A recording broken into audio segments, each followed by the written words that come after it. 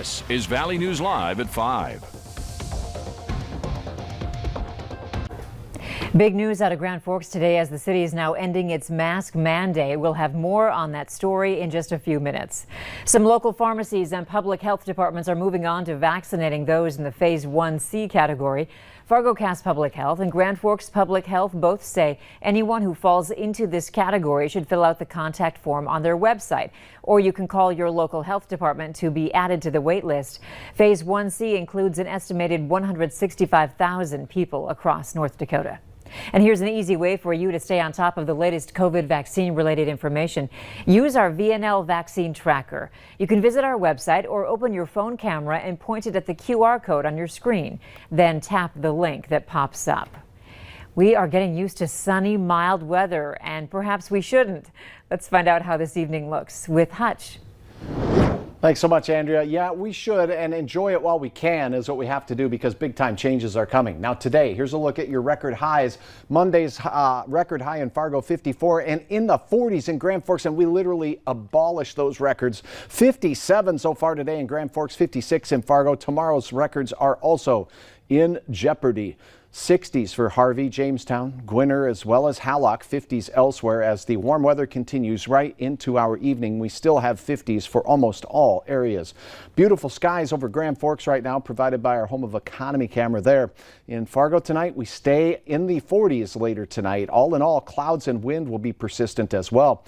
And there are those clouds, fair weather clouds over the Grand Forks area, and I expect low 40s by bedtime. Big changes, and I mean big changes in the offing as we go through the next several days. And in fact, Andrea, a much more active weather pattern has a first alert weather day on Wednesday and another one added beyond that. I'll have details on all of that nonsense here in just a few moments. All right, thanks, Hutch. A former Clearwater County Sheriff's deputy is being charged again for sex crimes against a teenage boy at a summer camp. 33-year-old Neil Dolan was originally charged with 3 felony counts of 4th-degree criminal sexual conduct and 1 count of attempted 3rd-degree criminal sexual conduct. However, court records show all but the attempted sexual conduct have been dismissed. Dolan pleaded guilty to that charge last month and was convicted today. He will spend the next 2 years in prison. He faced similar charges in 2019 after authorities received a complaint that Dolan acted inappropriately toward a child. We now know the names of the 2 people killed after a head-on crash in north-central North Dakota. The Highway Patrol says it happened last Thursday afternoon near Anamoose in McHenry County.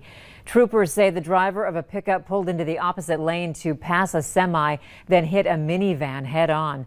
The minivan rolled into the ditch, killing a 49-year-old woman, Julia Altman, and 55-year-old Patrick Huggy. 30-year-old Jordan Tim, the driver of the pickup from Harvey, was flown to a Minot hospital for treatment. Jury selection is delayed at least a day in the trial of former Minneapolis police officer Derek Chauvin, accused of causing the death of George Floyd last May. As CBS News correspondent Michael George reports, the proceedings have brought heavy security and demonstrations to the city. Unless any of the parties object, I'm going to kick our jurors loose. The weeks-long process of picking jurors in the trial of Derek Chauvin is pushed off until at least Tuesday. We remain concerned about the court proceeding with matters. The court is first dealing with an appeal over the possible reinstatement of a 3rd-degree murder charge against the former Minneapolis police officer. Chauvin is already facing charges of 2nd-degree murder and manslaughter after pressing his knee into George Floyd's neck for about 9 minutes, holding the position even after he went limp. Hundreds of peaceful protesters have taken to the streets, and separating them in the courthouse, barricades, barbed wire, and the National Guard. The death of an unarmed black man at the hands of police sparked protests across the world over officer brutality and race relations. Are you hopeful that justice will be served?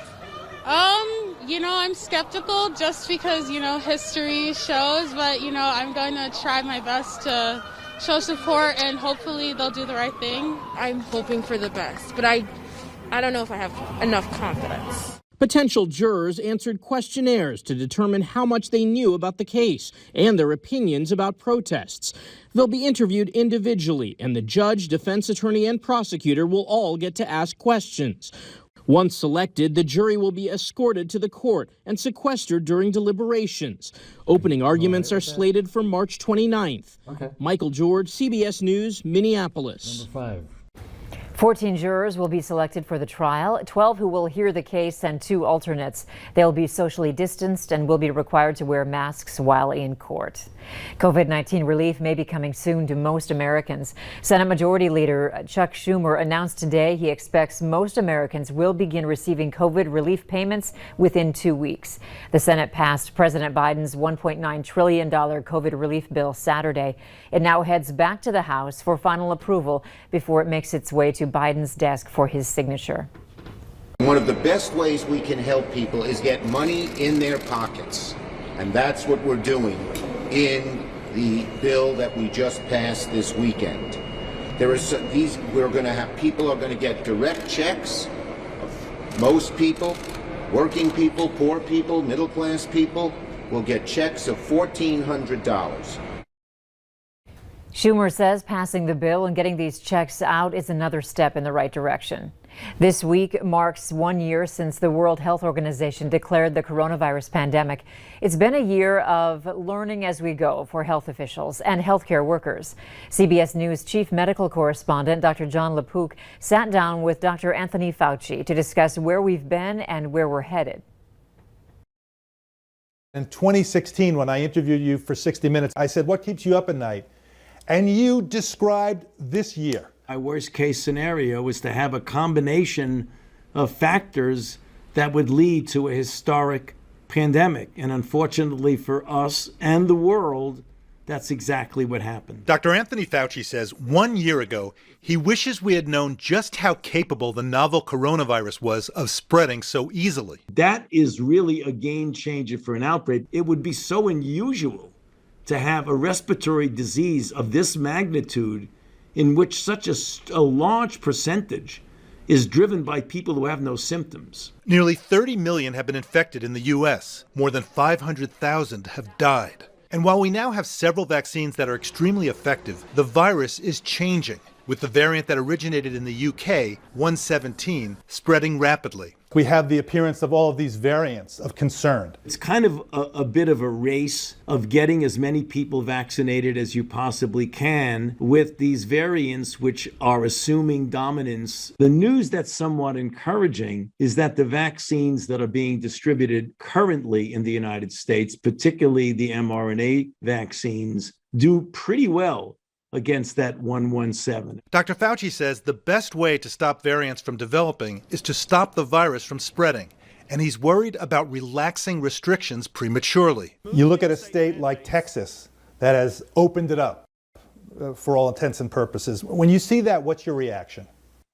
It's dismay. It's ill-advised. What you really want to do is get the baseline very far down and then gradually pull back on the public health measures. But to just turn it on like a light switch and turn it off like a light switch is very risky. Looking ahead, what do you see the big challenges are? You really want to get the overwhelming majority of people vaccinated, not only for their own health and their own safety, that of their families, but the fact that they will then be contributing to this overall effect of what we refer to as herd immunity. Dr. Fauci says the public must avoid being lulled into a false sense of security. We want to make sure we don't generate another surge, which is the reason why it's no time now to pull back on some of the public health measures. Dr. Fauci also says the U.S. is stepping up to do more sequencing of the variants to better understand how and where the variants are occurring. Dr. Jill Biden is honoring women who fight for freedom and justice, women's rights, and human rights worldwide. The First Lady was the keynote speaker for the annual International Women of Courage Award ceremony at the State Department today. Dr. Biden saluted the 14 living award recipients and 7 who were assassinated, all from Afghanistan, killed for their work to improve the lives of all Afghans. Dr. Biden made note that all the women, when facing fear, chose courage. Some were called to service, and some couldn't escape it. They are fighting for their own lives and for their children. They want to right the wrongs of the past, build a brighter future for everyone. The First Lady went on to say women have made an extraordinary choice to persist, to demand justice, and believe that despite the obstacles and fear they faced, that there is a future worth fighting for. The Sportsman's Show drew a large crowd at the Fargo Dome over the weekend. 14,000 people showed up, 3,000 less than they had last year. Organizer Brian Shin says 6 months ago they weren't even sure they would have an event, so he's happy with the turnout. The Bison are back home this week, taking on the Illinois State Redbirds this Saturday at the Fargo Dome. The pregame show starts at 1:30. Kickoff is set for 2:30. You can catch all the action on KVLY. Video shows the moment when a car slams into a North Carolina martial arts school with students inside. The video is from the school on Saturday. A car can be seen smashing through the wall of the school, sending chairs and debris scattering. Luckily, the car stops just feet away from the students inside. Police say the driver, who suffered minor injuries, was driving recklessly and lost control. No one inside the building was hurt. A baseball brawl leads to goosebumps in Arizona. Cameras caught two geese going at it during a Cubs-Diamondbacks game on Saturday. You can see one bird swooping in before coming away with a beak full of feathers. The geese were apparently unfazed by the game going on around them. They even camped out with the players for the majority of the game. These combative Canada geese apparently love baseball.